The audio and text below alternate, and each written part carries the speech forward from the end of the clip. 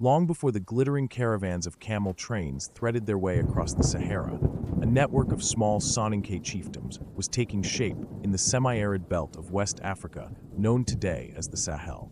Between roughly 300 and 700 CE, these early communities laid the cultural, economic, and political foundations that would eventually coalesce into the powerful realm later famed by Arab geographers as Ghana, a term meaning warrior king in the Soninke tongue. This formative era witnessed the transformation of disparate clan territories into a nascent state capable of controlling trade routes, harnessing natural resources, and projecting authority across the grasslands and wooded savannas. The environmental context of the Sahel proved central to Ghana's emergence. This transitional zone, straddling the southern edge of the Sahara Desert, provided both challenges and opportunities. Seasonal rainfall supported millet and sorghum cultivation, while gallery forests along rivers furnished wood and wild game. The inhabitants, ancestors of the medieval Soninke people, developed iron-smelting technology by the early centuries CE, an innovation that enhanced agricultural tools and conferred military advantages. Iron axes and hoes improved clearance of bushland for fields. Iron-tipped weapons offered decisive superiority in intercommunity conflicts. In turn, these gains helped spur demographic growth and village nucleation, key preconditions for centralized rule. Trade in desert salt, harvested at the notorious mines of Tagaza and other Saharan oases, began to reach the southern margins of the Sahara around the 4th century. Caravans bearing salt slabs, though small by later standards, would have passed through early Ghanaian settlements en route to forest-zone traders who prized salt both as a seasoning and a preservative. Conversely, ivory, kola nuts, hides, and perhaps nascent flows of gold dust traveled northward. Such exchanges fostered contacts with Berber merchant groups, exposing the Soninke to wider economic and cultural currents. Even at this embryonic stage, local leaders began to levy tolls on passing caravans, enriching their coffers and expanding their influence beyond agrarian subsistence. By the late 5th and early 6th centuries, a handful of powerful chiefdoms had emerged around two focal points: the blacksmithing centers of Aukar and a settlement known in later sources as Koumbi or Koumbi. Here, leading Soninke lineages cemented alliances through intermarriage and ritual inauguration ceremonies, gradually superseding the authority of smaller lineage heads. Archaeological evidence, including remnants of stone foundations and pottery styles, points to increasingly complex settlement patterns, signaling not only rising wealth, but also more elaborate social hierarchies and religious practices. Religion in early Ghana remained rooted in indigenous spiritualities, characterized by ancestral veneration, nature spirits, and sacred groves. The king, known as Ga, was perceived as mediator between the people and the supernatural realm, entrusted with maintaining cosmic balance. While Islam would later penetrate the Sahel, during the formative centuries, the warrior king's legitimacy derived primarily from traditional rites performed by guilds of blacksmiths, griots, and ritual specialists. These groups controlled esoteric knowledge such as ironworking secrets, genealogical lore, and ceremonial incantations, thereby reinforcing the emerging state's cohesion. By around 700 CE, the rulers of early Ghana had achieved effective control over a swath of the Sahel stretching roughly from the Senegal River to the Niger's inner reaches. They exercised authority not by direct bureaucratic administration, but through a network of client rulers and tribute relationships. Caravan tolls, agricultural levies, and fines for judicial disputes furnished the king's treasury with enough resources to maintain a standing guard of elite warriors and to host elaborate court ceremonies that showcased royal splendor. These displays, cloaked in gold dust and fine textiles brought by itinerant traders, introduced the Soninke monarchs to the wider reputation for wealth that would become the Ghana Empire's enduring hallmark in later centuries. Thus, between 300 and 700 CE, the mosaic of Sahelian chiefdoms coalesced into a proto-imperial system under Soninke leadership. Iron technology, caravan commerce, ritual authority, and strategic alliances combined to elevate Ghana from a cluster of agrarian villages to the foremost power of early West Africa. This chapter of organic state building set the stage for the empire's full flowering in the centuries to follow, when gold caravans and diplomatic exchanges would carry the fame of Ghana far beyond the sweeping sands of the Sahara. By the 7th century, the Soninke rulers of Ghana had transformed their Sahelian heartland into a bustling nexus of interregional trade. No longer merely a collection of agrarian villages, the kingdom now lay astride the great trans-Saharan corridors, where camel caravans bound for the Maghreb and the Mediterranean converged with forest-zone traders from the south. At the center of this transformation was gold. While small quantities of alluvial gold had long circulated within West Africa's forest societies, it was the Soninke who first harnessed the full potential of the region's gold fields, particularly those along the Boer and Bambuk river valleys. By the late 8th century, these mines were producing tons of gold dust annually, which the Ghanaian court systematically collected, standardized, and redistributed. The king's treasurers employed a precise system of balance weights, often made of stone or bronze and calibrated to fixed measures, to assess the value of each delivery. This ensured that the ruler's share, often 1/3 of the extracted gold, maintained its purity and weight, reinforcing Ghana's reputation for reliability among Muslim and Berber merchants. These foreign traders, many of them Sanhaja or Masufa Berbers, organized their camel caravans along well-established routes that connected to Gaza's salt deposits in the north to the forest kingdoms of the south. Every year, in the cool season when north winds swept across the desert, some caravans would venture southward from Sijilmassa or Walata, carrying slabs of salt and manufactured goods such as textiles, beads, and metal tools into Ghanaian markets. In exchange, they received gold, ivory, colonnuts, and exotic animal skins. Ghana's rulers capitalized on this traffic by constructing fortified way stations at key oases and river crossings, providing fodder and water for caravans while imposing transit duties. These duties, levied in coin or bullion equivalent, formed a cornerstone of the royal revenue, funding palace construction, court patronage, and the upkeep of a standing guard drawn from elite warrior clans. Market towns such as Odyssey, situated north of the Ghanaian core, and Dia, near the Niger Bend, emerged as cosmopolitan entrepôts. Here, Muslim scribes kept account books, local artisans turned imported metals into fine jewelry, and itinerant scholars translated Arabic treatises into Soninke. While Islam had not yet supplanted indigenous beliefs at the Ghanaian court, its commercial networks and literacy traditions increasingly permeated these urban centers. Merchants established residential quarters with mosques, and Friday prayers began to echo in the desert breeze, linking West Africa more closely to the intellectual currents of North Africa. The seasonal rhythm of the caravan trade also fostered interregional diplomacy. Ghanaian envoys would travel north to Walata or Sijilmassa during the dry season, renewing alliances with caravan chiefs and negotiating privileged trading rights. In turn, Berber leaders sent emissaries to Koumbi Saleh, bearing gifts of fine textiles, horses, and dates, respectful gestures that accented the mutual interests of both sides. These exchanges did more than enrich royal treasuries. They facilitated cultural cross-pollination, as architectural styles, silver craftsmanship, and even culinary tastes migrated across the Sahara. Inevitably, the empire's prosperity attracted rivals.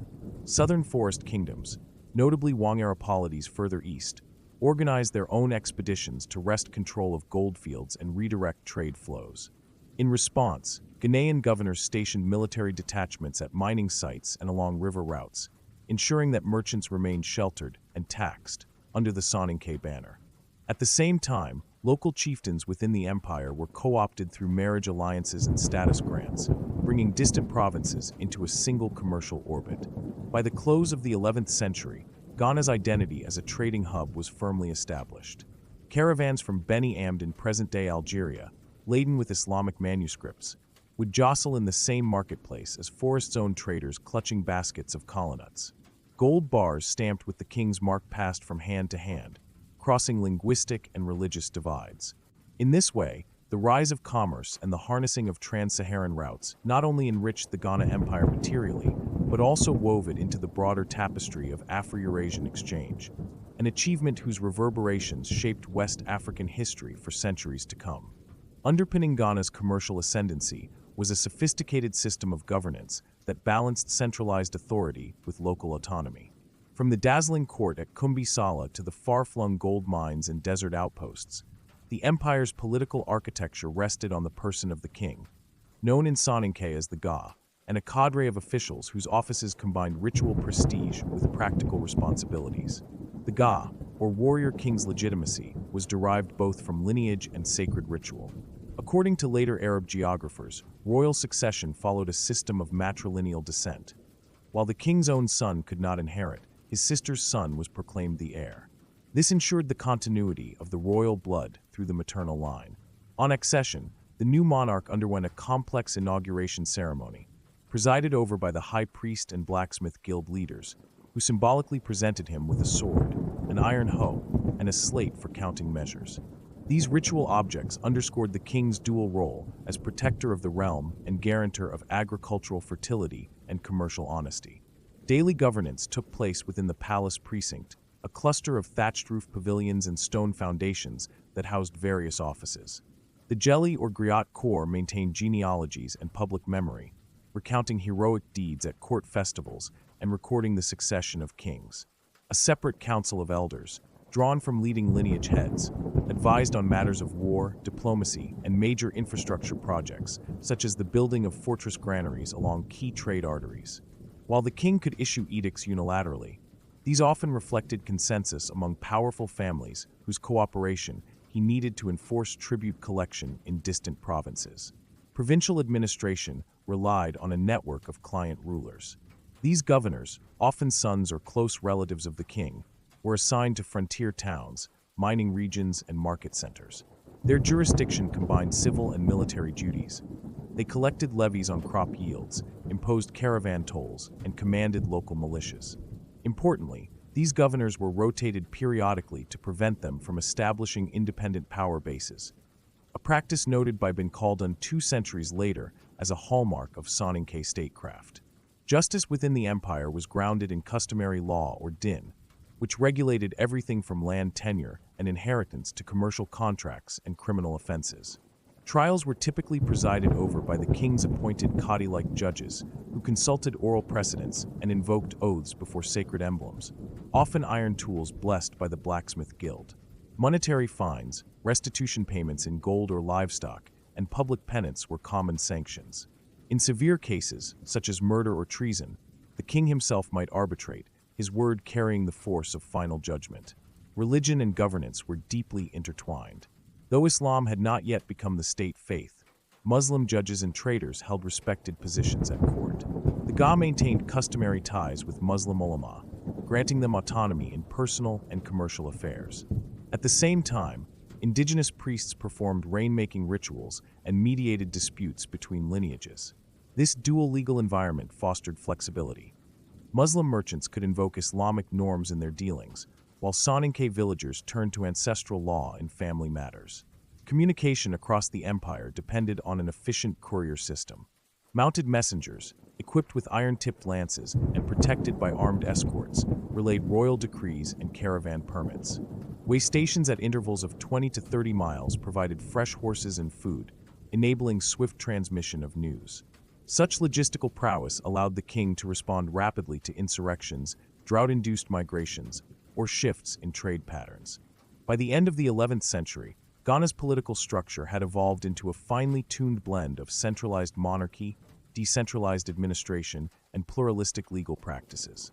Its success derived not merely from military conquest or economic leverage, but from the ability to integrate diverse peoples such as forest farmers, desert nomads, and Muslim traders under a unified system of governance.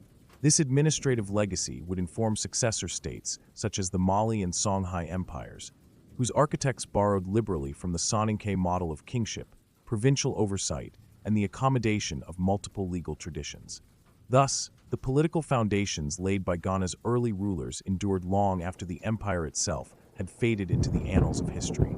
From its earliest days as a nascent Sahelian polity, the Ghana Empire understood that wealth and security were inextricably linked. By the late 8th century, under the leadership of assertive warrior kings, Ghana had evolved a formidable military apparatus that combined infantry, cavalry, and strategic fortifications. This martial strength allowed the empire not only to secure its core territory between the Senegal and Niger rivers, but also to project power into neighboring regions, absorb tribute from client states, and defend vital caravan routes against both desert raiders and rival African polities.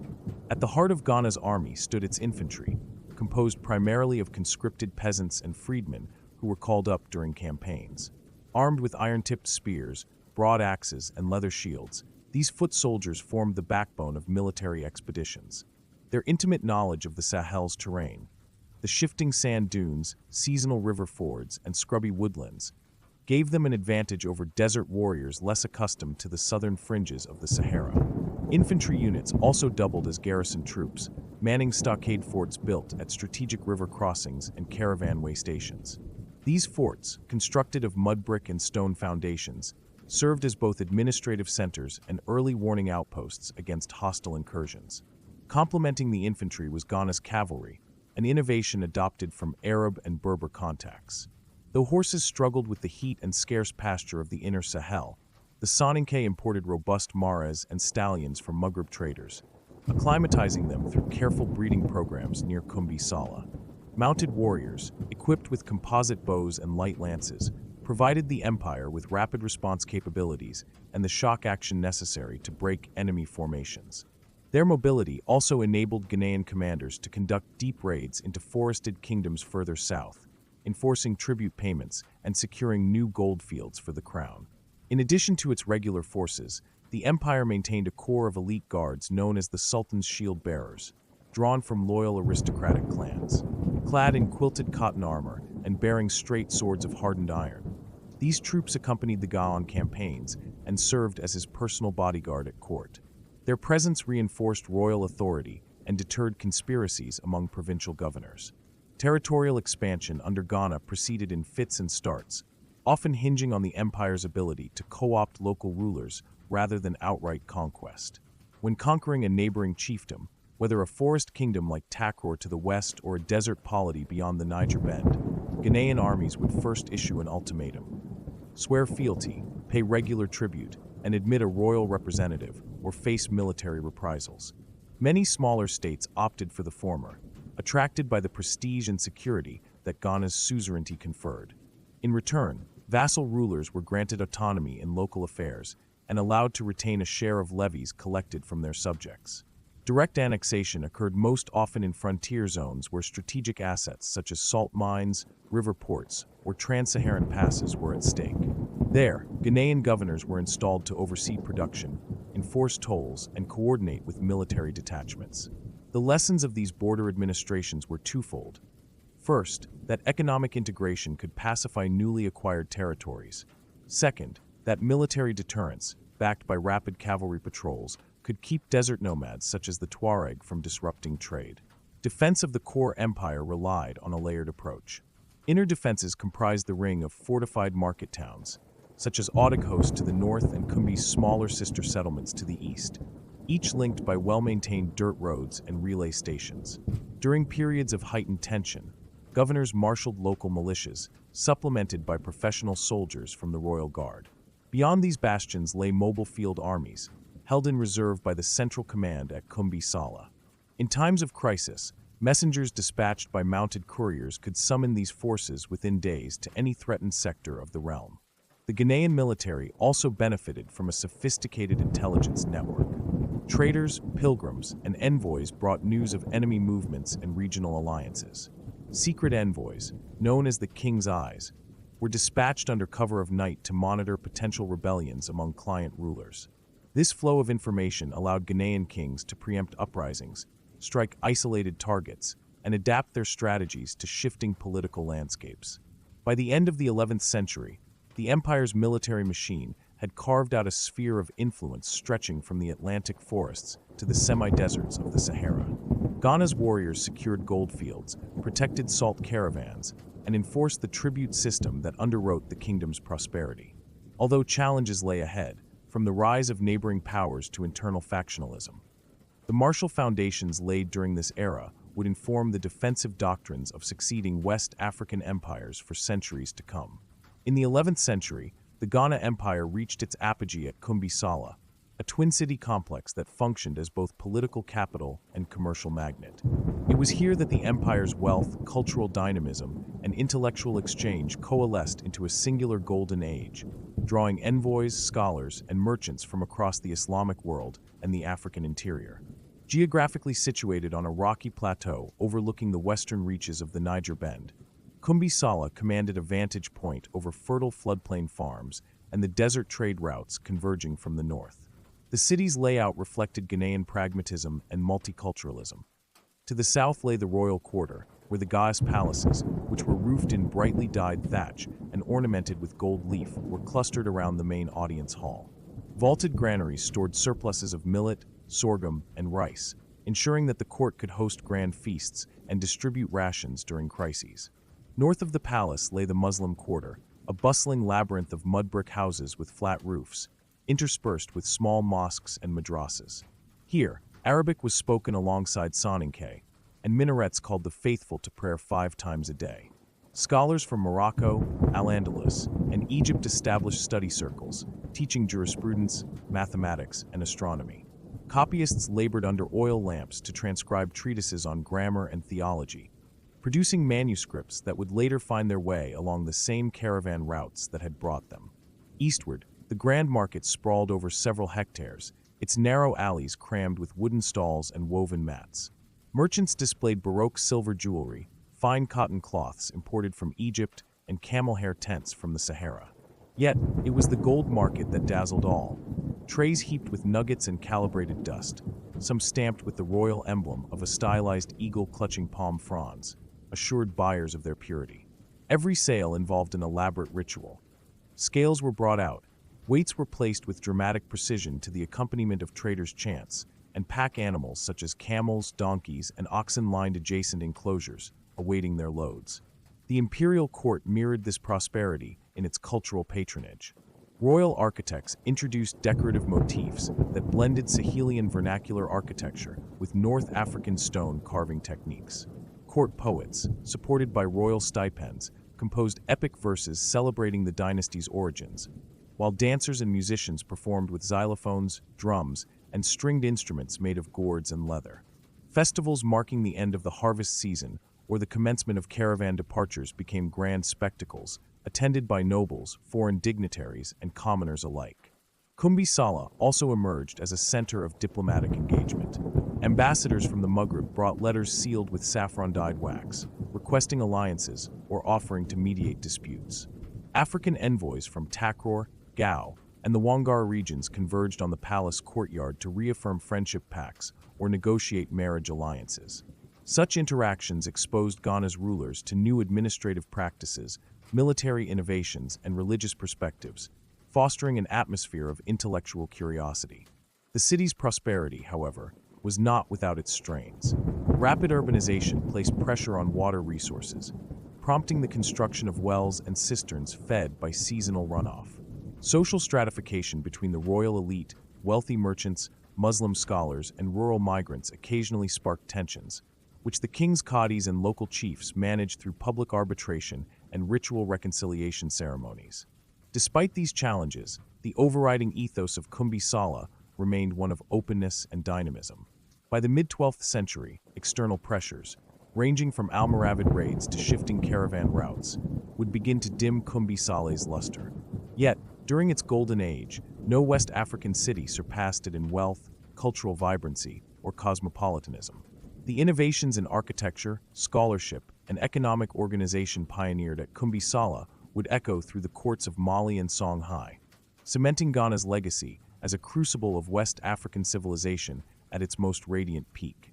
By the early 12th century, the Ghana Empire's once unstoppable momentum began to falter under the weight of converging internal strains and mounting external pressures. No longer could the kingdom rely solely on its caravan tolls and goldfields to underwrite its ambitious court ceremonies or to sustain its complex network of provincial governors. Climatic variability, demographic stresses, shifting trade patterns, and the centrifugal ambitions of subject peoples combined to expose structural weaknesses that had long lain beneath Ghana's golden veneer. A series of drier-than-normal rainy seasons in the late 11th and early 12th centuries precipitated crop shortfalls across the Sahelian countryside. Millet and sorghum harvests shrank, and the famine that followed reduced the tax base upon which the court depended. Without adequate grain supplies, the royal granaries at Koumbi Saleh could no longer guarantee the feast days and ritual offerings that legitimized Soninke kingship. Moreover, food scarcity prompted peasant migration toward more fertile forest margins, depriving the core provinces of both labor and tribute. Local governors, already stretched thin by heightened military duties, found themselves unable to collect customary levies, and in some areas, outright refusal to pay grudging tithes became widespread. Compounding the agricultural distress was the gradual depletion of the most accessible gold deposits.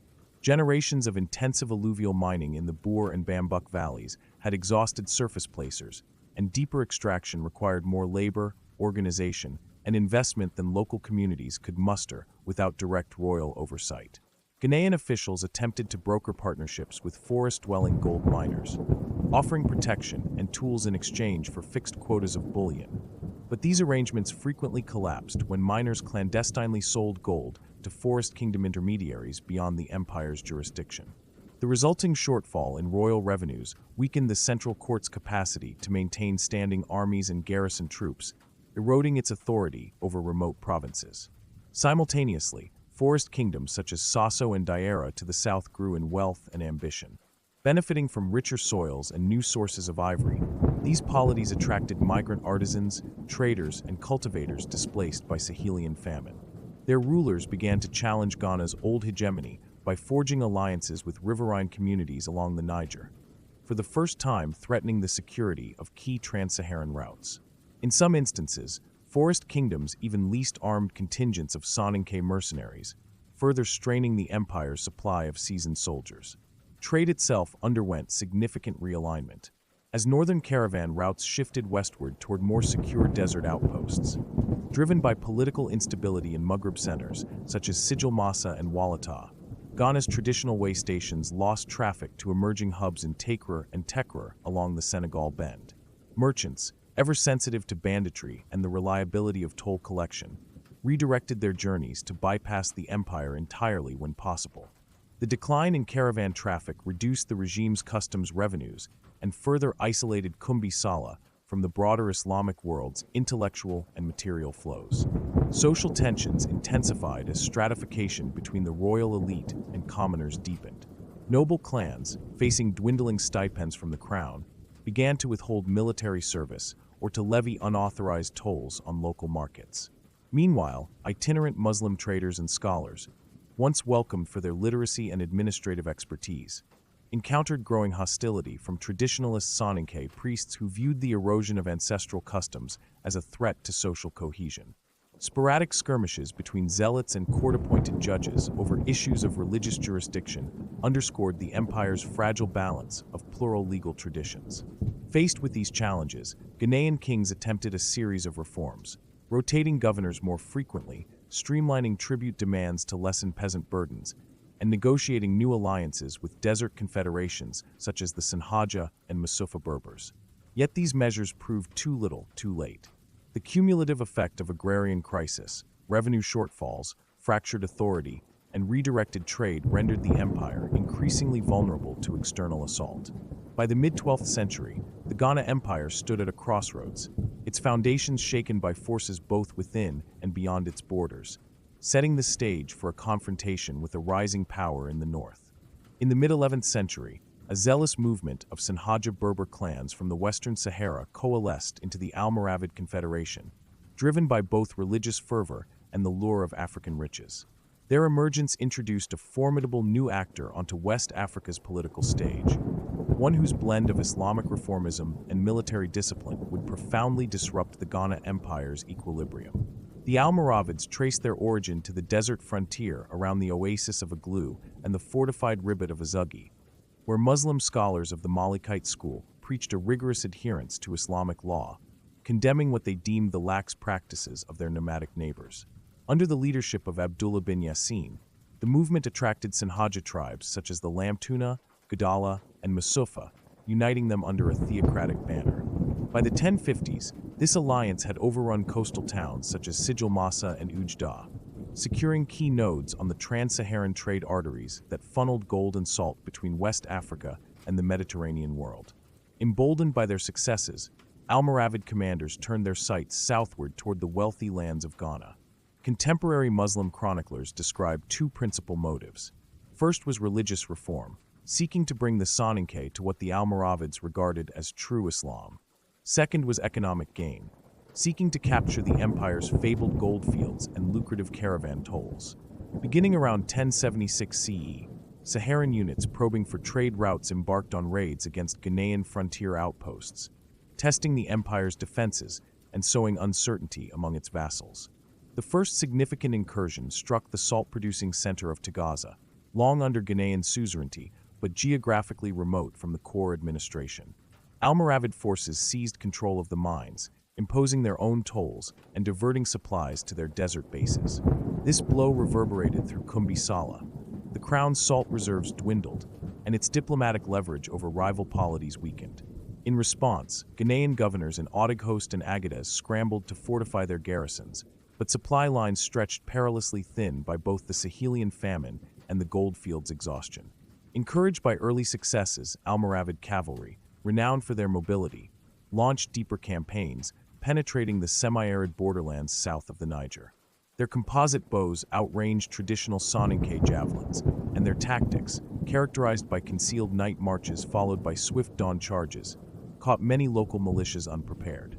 According to later Arab histories, the Almoravids even besieged Koumbi Saleh itself, cutting off the city's waterwells and market caravans until the Soninke court was forced into negotiations. These overtures, however, concealed a multifaceted dynamic. Some Soninke elites welcomed Almoravid patronage, seeing in Islamic reform an opportunity to restore royal revenues and to enlist Muslim merchants' support against recalcitrant provincial chieftains. Marriages were arranged between Almoravid commanders and high-ranking Soninke women, creating personal bonds that temporarily tempered outright hostilities. At the same time, Ghanaian traditionalists decried these alliances, fearing the erosion of ancestral rights and the alienation of local cults whose favor the kings still needed to legitimize their rule. Despite these intermittent accommodations, the balance of power was shifting. The Almoravids' disciplined armies and centralized leadership contrasted sharply with Ghana's overstretched governance. By 1087 CE, the Confederation had consolidated control over key trans-Saharan routes, redirecting the flow of gold and salt through their own desert oases. Forest kingdoms, sensing the decline of Ghana's tutelage, declared independence and redirected their exports southward to emergent markets along the Gulf of Guinea. Although the Almoravids ultimately withdrew en masse, distracted by campaigns in Iberia and rebellions among their own tribes, the damage to Ghana was irreversible. The incursions had fractured the empire's cohesion, severed vital trade arteries, and undermined the king's ritual authority by introducing competing centers of Islamic legitimacy. The once proud realm, bruised by famine, internal discord, and foreign assault, entered its final phase of fragmentation.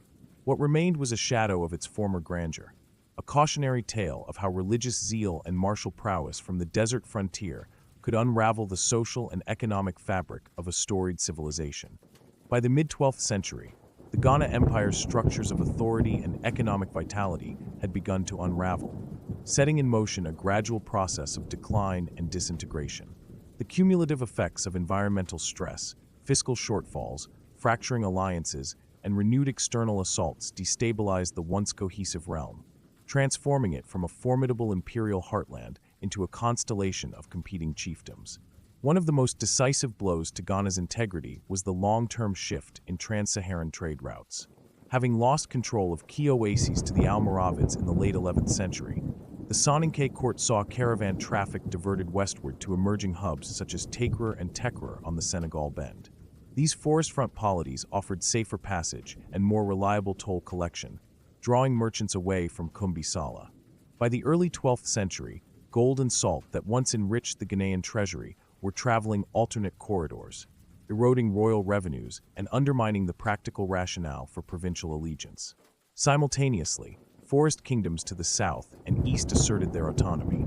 Diarra, Sasso, and other successor states capitalized on the agricultural abundance of their riverine hinterlands, exporting ivory, colonnuts, and slave labor to coastal markets. Their rulers no longer felt compelled to remit tribute to the Soninke Ga, preferring instead to cultivate direct ties with Muslim merchants who docked at emerging ports along the Gulf of Guinea.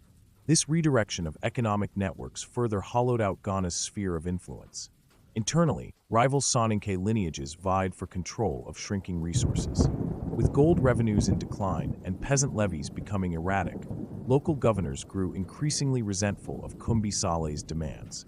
Some governors withheld customary taxes to fund their own private retinues, Others absconded with caravan tolls, forging ad hoc alliances with desert nomads or forest kingdom chieftains. These centrifugal tendencies accelerated the empire's fragmentation. Provinces slipped into de facto independence, erecting their own administrative centers and military garrisons. Religious dynamics played a parallel role in Ghana's breakup. As Islam continued to spread among merchant communities and urban elites, a dual system of legal and ritual authority emerged. Muslim qadis applied Islamic norms in commercial and personal matters, while traditional priests retained sway over agricultural rites and lineage ceremonies. The absence of a unifying religious framework weakened the ideological glue that once bonded diverse groups under the Gaas mediation of ancestral and spiritual powers. In some provinces, Muslim communities petitioned for protection from more orthodox polities, further undermining Soninke political cohesion. By the mid-12th century, repeated conflicts had diminished Koumbi Saleh's capacity to project power. Raiding parties from the north, whether Almoravid remnants or independent Berber bands, struck with impunity, pillaging outlying villages and intercepting caravans before they reached the capital. The Royal Guard, once an elite cadre of shield-bearers, was now spread thin across multiple fronts, unable to stem incursions or to suppress local rebellions. Court chronicles, preserved in later oral traditions, lament that the Gaas voice once resonated across the savannah, but now was heard only within the palace walls. As central authority receded, new political formations took shape. Some former provinces united under charismatic warlords, founding transient kingdoms that bore little resemblance to the old imperial order. Others reverted to clan-based governance, with lineage heads administering justice and collecting tithes within narrowly defined territories. The great market towns, deprived of royal patronage, declined in size and importance, becoming regional centers rather than interregional crossroads. By the end of the 12th century, the Ghana Empire existed more as a memory than a living polity. Its heartland lay depopulated and its palace precincts abandoned, testimony to the fragility of empires dependent on shifting environmental, economic, and social balances. Yet this disintegration was not an endpoint, but a transformation. The legacies of Soninke statecraft, trade infrastructure, and cosmopolitan court culture endured in new guises, seeding the rise of the Mali Empire to the east and informing the political structures of successor states across West Africa.